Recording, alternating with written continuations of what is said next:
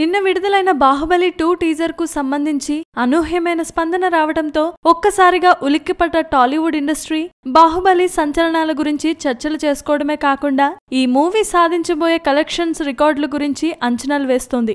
ఇదిలా ఉండగా ఈ మూవీ టీజర్ పై చాలా మంది టాలీవుడ్ ప్రముఖులు తమ ప్రతిస్పందన తెలియచేయటం మొదలుపెట్టారు. కేవలం గంటలోనే 1 మిలియన్ వ్యూస్ సాధించి ఇప్పటి వరకు దాదాపు 1.50 కోట్ల వ్యూస్ ను సాధించిన ఈ మూవీ ట్రైలర్ పై హీరో రామ్ ఒక ఆశ్చర్యకరమైన ట్వీట్ చేశాడు. ప్రతిసారి బంతిని బౌండరీకి మళ్లించటం కొందరి వంతైతే ప్రతిసారి బౌండర్ లైన్ లోకి వచ్చిన బంతిని పక్కకు నెట్టేయడం రాజమౌళి చేసే పని అని ట్వీట్ చేశాడు.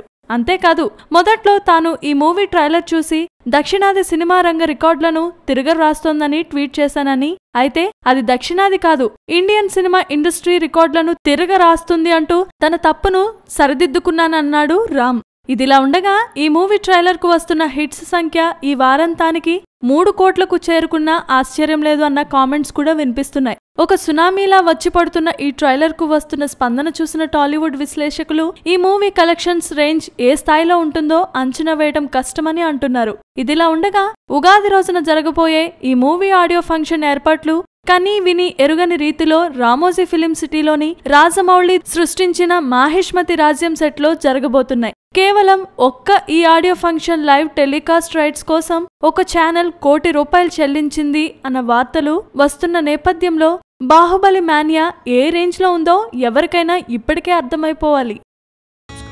Please subscribe. Hi, it's me Purna. Please subscribe.